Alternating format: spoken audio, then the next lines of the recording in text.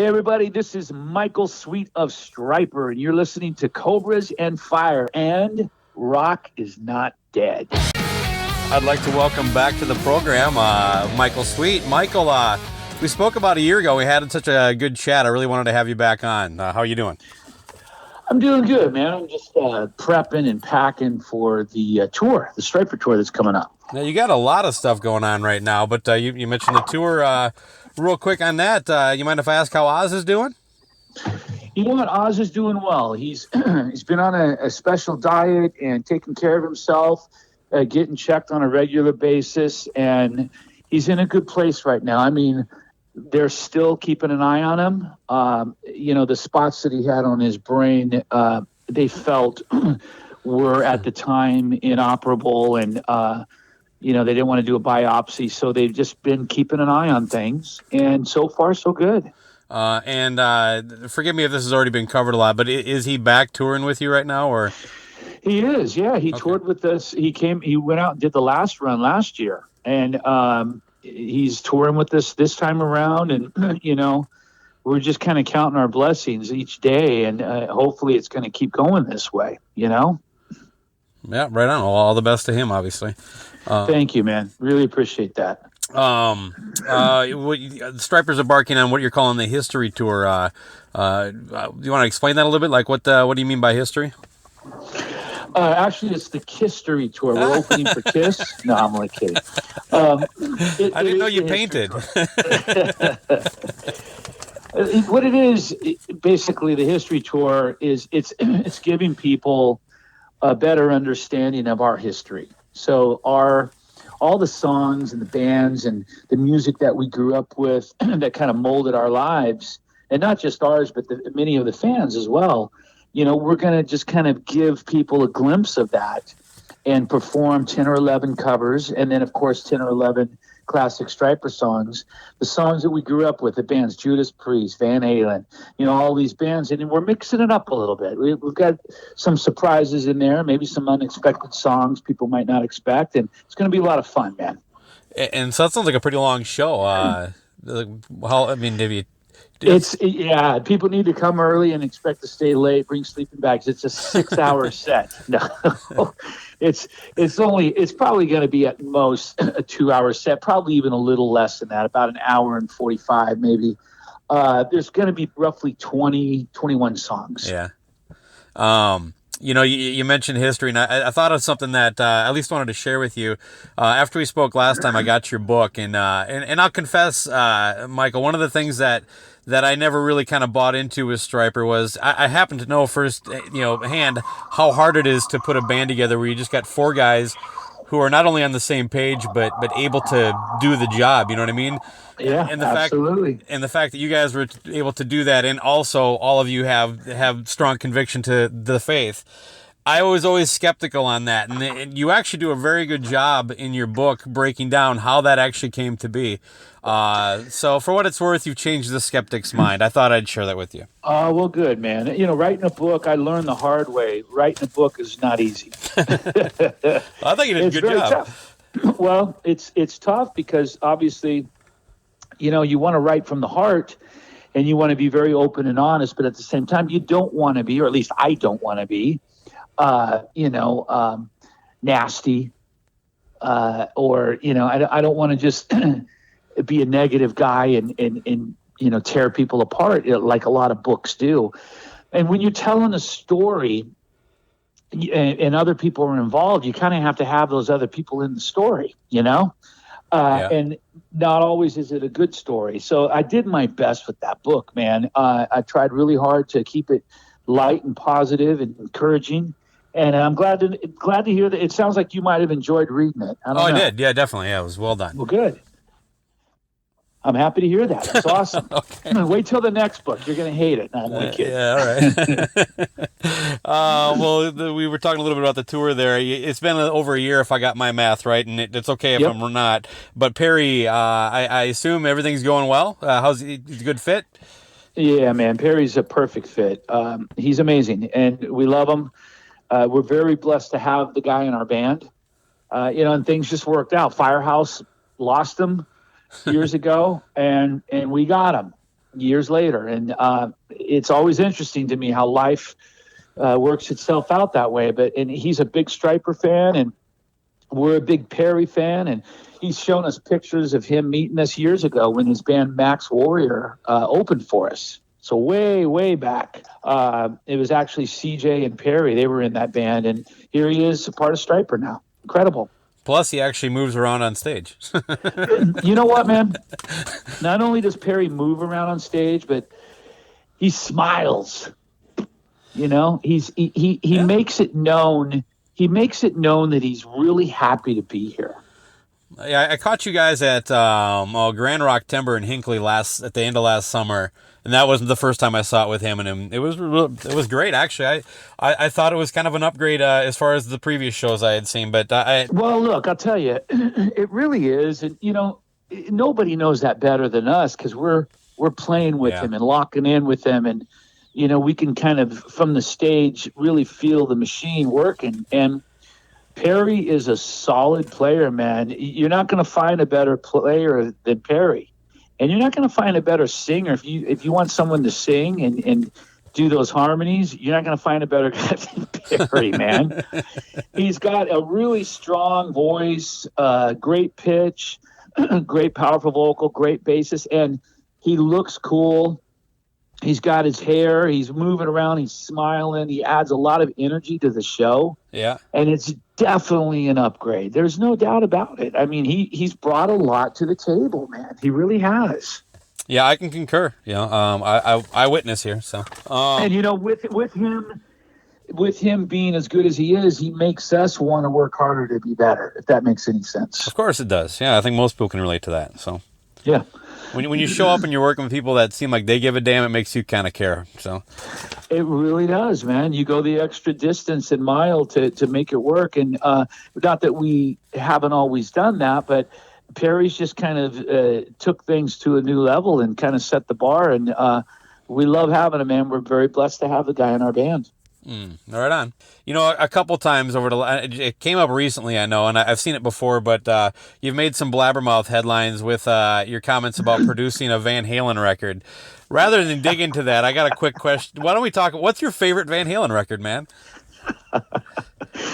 I love early Van Halen, everything with Roth. Yeah. And, you know, it is funny because in the Blabbermouth, in the interview with Blabbermouth, I only talked about 1, 2, and women and children. Yeah.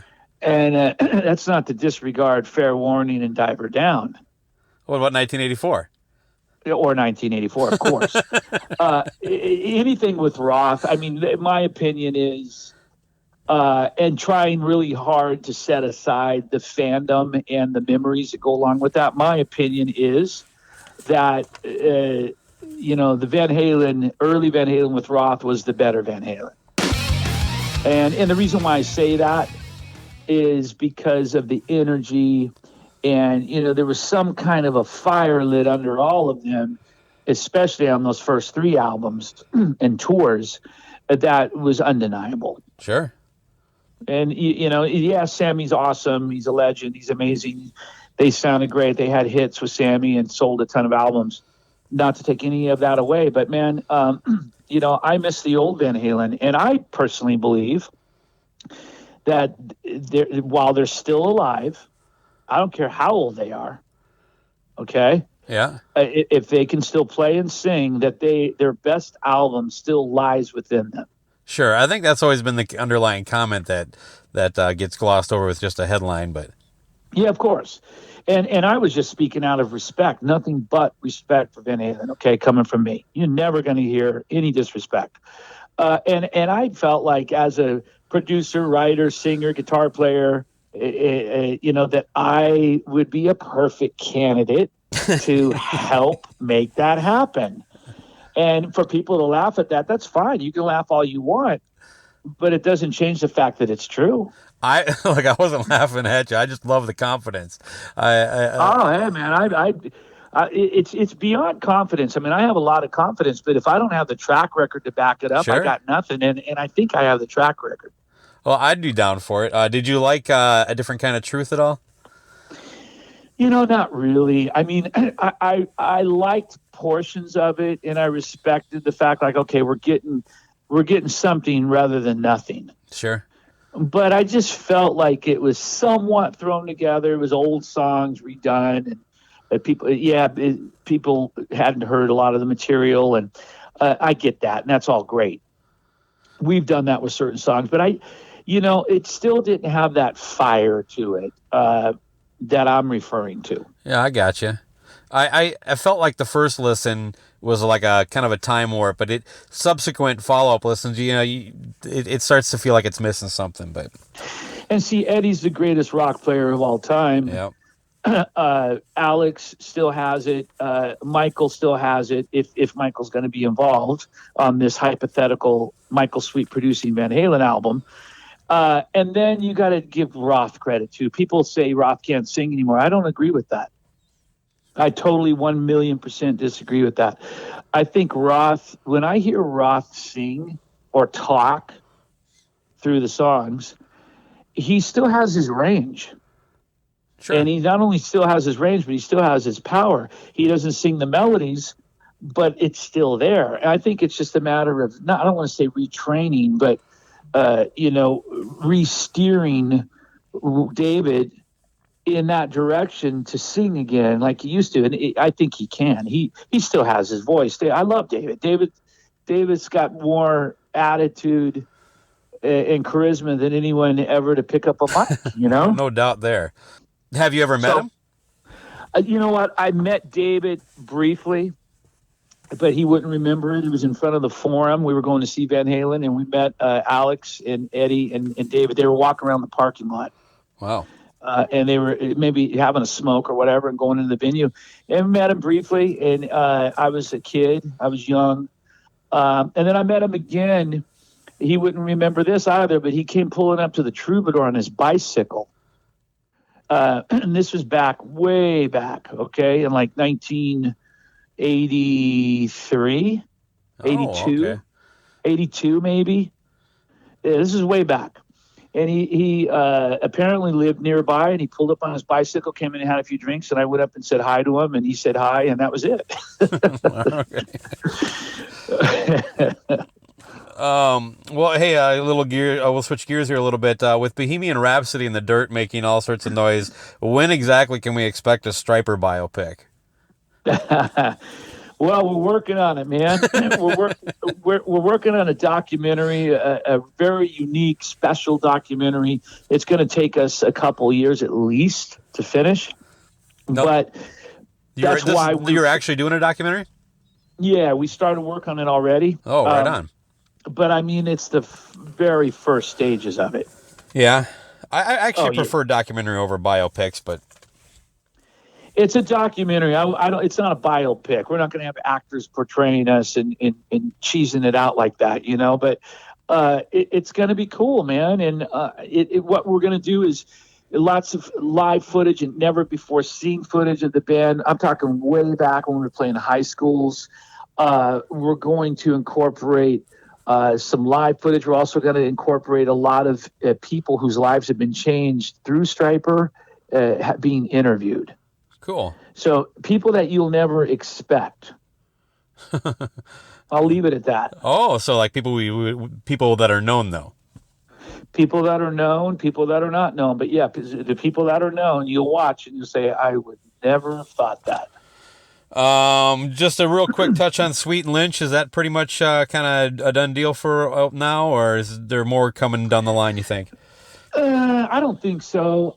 I just talked to somebody in an interview. Basically, it comes down to, we got a certain amount of money to do the first few, and now the budget has dropped considerably.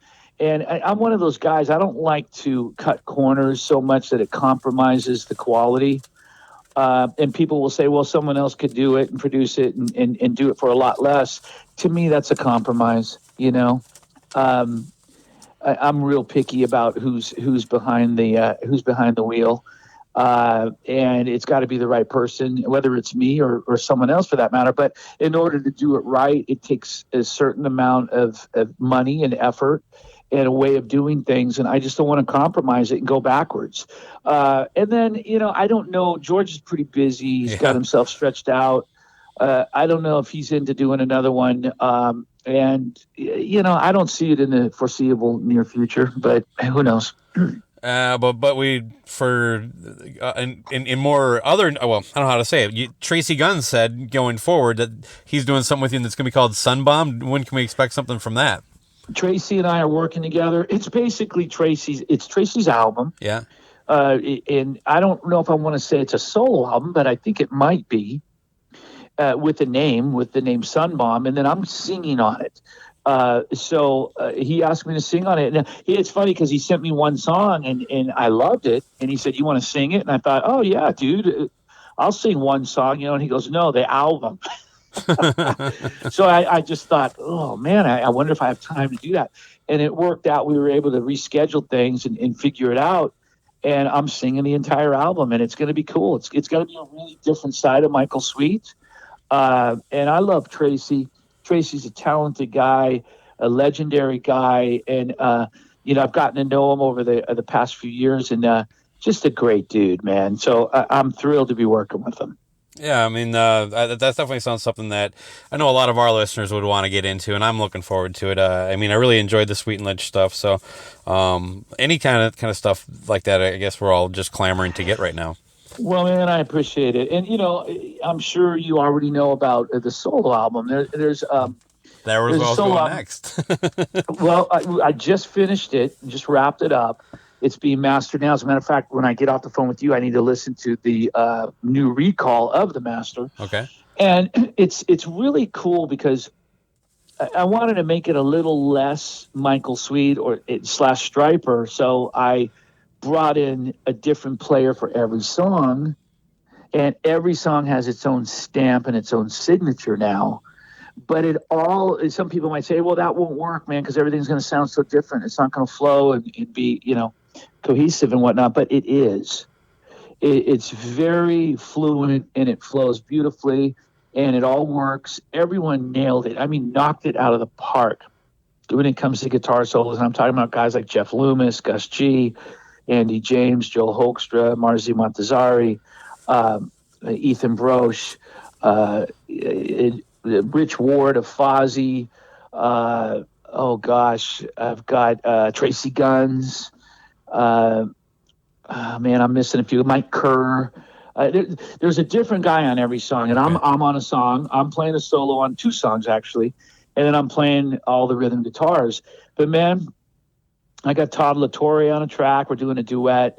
It's a killer album, and I mean, I'm super excited for people to hear it. I can't wait. You've actually been teasing a lot of the details as you've been recording it on social media, which of course I love. Am I getting the right vibe that this is going to be kind of a very much a hard rock metal kind of record?